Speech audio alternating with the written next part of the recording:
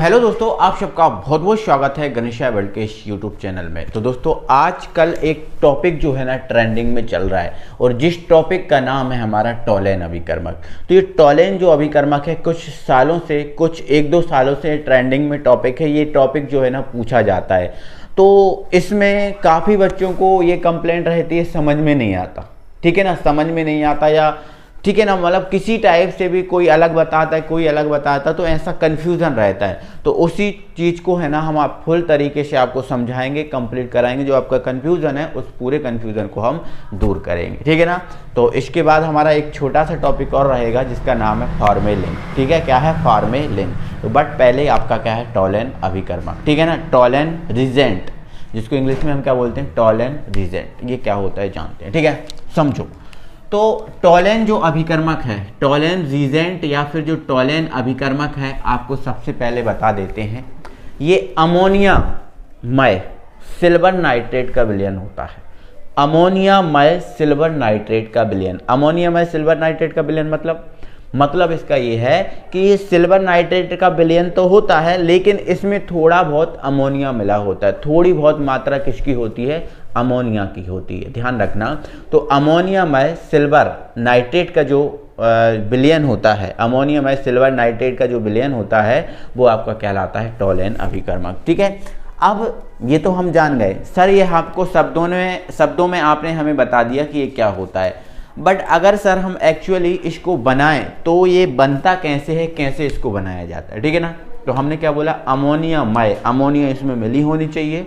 ठीक है, और सिल्वर नाइट्रेट का ये क्या होता है विलयन होता है। ठीक है, तो इसको अगर हमें बनाना है तो हमें कुछ स्टेप्स का फॉलो करना होता है। ठीक है, तो सबसे पहले हम क्या करते हैं दोस्तों, जो आपके पास सिल्वर नाइट्रेट होता है, क्या होता है सिल्वर अब नाइट्रेट। अब सिल्वर नाइट्रेट क्या होता है, तो सिल्वर नाइट्रेट होता है हमारे पास AgNO3, ये होता है सिल्वर नाइट्रेट। ठीक है ना।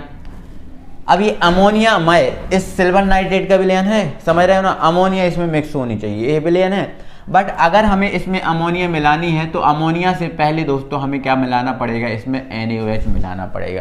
क्योंकि अगर हम डायरेक्टली इस सिल्वर नाइट्रेट में अमोनिया मिला दें तो वो मिक्स नहीं होगा, मिलेगा नहीं। ठीक है ना, तो पहले हमने क्या कर दिया, जो सिल्वर नाइट्रेट था उसमें हमने NaOH मिला दिया। और जब हमने NaOH मिला दिया तो देखो आपको पता है NaNO3 मतलब NaNO3 के साथ क्या बना लेगा सबसे पहले, तो NaNO3 के साथ बना लेगा NaNO3 मतलब सोडियम नाइट्रेट। अब यहाँ ध्यान रखना, हमारे पास यहाँ पर क्या बचा है Ag और यहाँ पर बचा है OH। तो जो Ag आपको दिख रहा है ये Ag कुछ O के साथ, पूरा O नहीं लेगा, ये आपका OH है, इसमें से पूरा OH नहीं लेगा।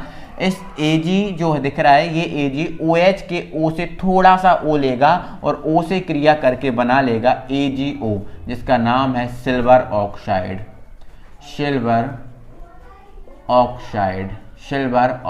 तो ये सिल्वर ऑक्साइड बना लेगा। बट कुछ O और H बचा रहेगा, तो जो कुछ O और H जो बचा रहेगा वो बनाएगा H2O।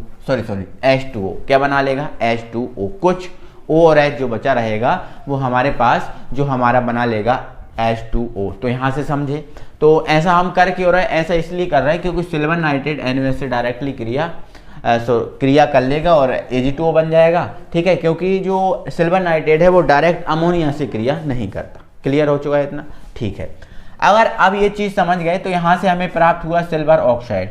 ये हमें सिल्वर नाइट्रेट से ही प्राप्त हुआ है। किससे प्राप्त हुआ है? सिल्वर नाइट्रेट से ही प्राप्त हुआ है। इसको अगर बैलेंस करना है तो इसमें आप ये 2 ले लो, इसके अणु 2 ले लो, यहाँ पर इसके अणु 2 ले लो, तो ये बैलेंस हो जाएगा, कोई दिक्कत नहीं है। ठीक है, तो आगे अब हमें देखो अमोनियमय सिल्वर नाइट्रेट का विलयन बनाना है। तो सिल्वर नाइट्रेट से हमने क्या प्राप्त कर लिया, ये प्राप्त कर लिया, ये प्राप्त कर लिया। ठीक है, ये प्राप्त कर लिया ना। अब जो आपका सिल्वर ऑक्साइड है Ag2O ये हमें प्राप्त है। इस Ag2O की हम क्या कराएंगे मेरे भाई, अब अमोनिया से क्रिया जो कराना है, अमोनिया तो इसमें मिक्स करना है ना, अमोनिया मिक्स करना है, तो इसकी हम किससे क्रिया करा देंगे, अमोनियम हाइड्रोक्साइड से। ठीक है,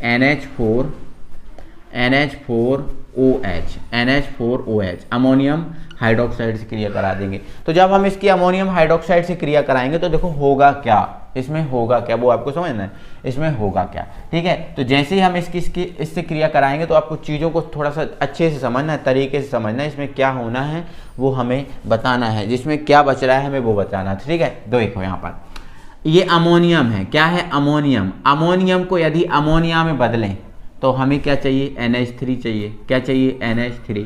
अब जब हम NH3 लेंगे तो एक H यहाँ बचा रहेगा, एक H यहाँ पर क्या होगा, बचा रहेगा।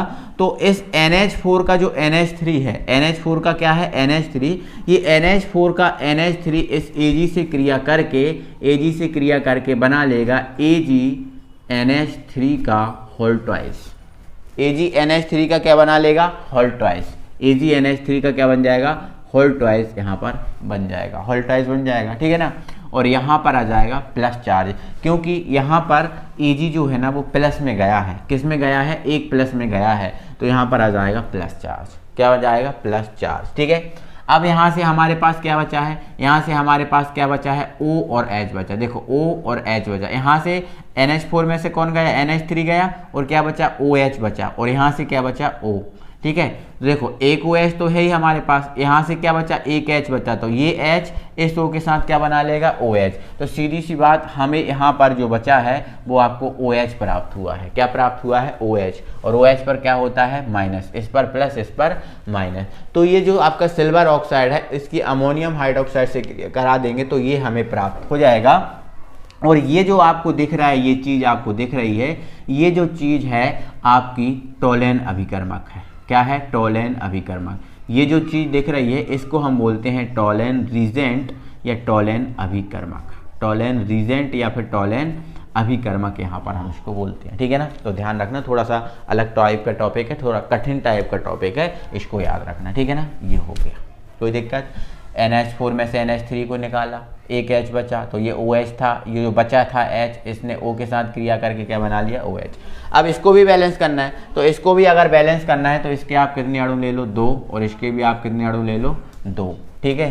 तो हमारे पास अगर 2 Ag चाहिए, ठीक है, तो यहाँ पर हमें लिखना पड़ेगा 2, ठीक है। 2 Ag, NH3 हमने 2 लिए तो 2 होगा, 2 H यहाँ से बचे थे, ठीक है, और 2 H यहाँ से, तो 4 H, ठीक है ना, और 2 O इधर और 2 O इधर, तो 4 OH बन जाएंगे इधर। कितने OH बन जाएंगे, 4 OH यहाँ पर बन जाएंगे, ठीक है ना। चलो कोई दिक्कत नहीं है। तो ये है हमारा टोलेन अभिकर्मक, क्लियर है, ठीक है। ये तो टोलेन अभिकर्मक है। अब क्वेश्चन एग्जाम में आता है, क्वेश्चन जो होता है ना हमारा एग्जाम में आता है कि जो आपका टोलेन अभिकर्मक है इसकी जो है ना एसिटल्डिहाइड से क्रिया बताइए या फिर एल्डिहाइड से क्रिया बताइए। टोलेन अभिकर्मक की एल्डिहाइड से क्या बताइए, क्रिया बताइए। ऐसा क्वेश्चन एग्जाम में आता है, तो ये समझ गए, ठीक है। तो हमें क्या करना है, इसकी एल्डिहाइड से क्रिया करना है। तो देखो मेरे भाई, जब ये टोलेन अभिकर्मक की हम एल्डिहाइड या एस्टल्डिहाइड से क्रिया कराते हैं, एस्टल्डिहाइड या एल्डिहाइड से क्रिया कराते हैं, तो टोलेन अभिकर्मक का जो Ag है, इस पर देखो यहाँ प्लस लगा है, मतलब Ag प्लस है। Ag यहाँ पर प्लस लगा है, मतलब ये पूरा किस में है, प्लस में है। तो जो Ag प्लस है वो Ag में अपचयित हो जाता है, Ag में अपचयित हो जाता है। और एक बात और बहुत इंपॉर्टेंट बात है, ये बहुत ज़्यादा इंपॉर्टेंट बात है, वो इंपॉर्टेंट बात है कि ये टोलेन अभिकर्मक है वो आपका जो टोलेन अभिकर्मक परीक्षण जो है वो केवल एल्डिहाइड देता है, कीटोन इस परीक्षण को नहीं देता। जो कीटोन है इस परीक्षण को नहीं देता, ठीक है ना। और ये चीज़ हम किस में करेंगे, एक प्राकनली में क्रिया करेंगे। तो जब हम टोलेन अभिकर्मक की इस एस्टल्डिहाइड के साथ क्या करेंगे, गर्म करेंगे, ठीक है। तो जो Ag प्लस है वो Ag में अपचयित हो जाएगा। Ag प्लस किस में अपचयित हो जाएगा, Ag में अपचयित हो जाएगा। और आपका जो परखनली है वो थोड़ी रजत दर्पण जैसी, सिल्वर चूर्ण जैसी आपको दिखाई देने लगेगी। तो ये आपका रजत दर्पण परीक्षण भी कहलाता है, रजत दर्पण परीक्षण भी इसे कहते हैं और टोलेन अभिकर्मक परीक्षण भी कहते हैं। तो ये कीटोन नहीं देता, ये कौन देता है, केवल एल्डिहाइड। तो इसकी हम क्रिया कराते हैं एल्डिहाइड के साथ, ठीक है। तो यहाँ पर ये हमने क्या बनाया है, बनाने की विधि है, ठीक है ना, बनाने की विधि, बनाने की विधि है, ठीक है। अब क्रिया करा दें, ठीक है। तो यहाँ पर एल्डिहाइड, एल्डिहाइड से क्रिया, एल्डिहाइड से क्रिया करा दें, ठीक है। तो एल्डिहाइड हमारा क्या होता है, RCHO, ये एल्डिहाइड होता है, इसकी हमें क्रिया कराना है, ठीक है। तो इसके आप 2 ही अणु ले लेना, 2 ही अणु ले लेना, ठीक है। या चाहो तो बैलेंस मत करना, ठीक है।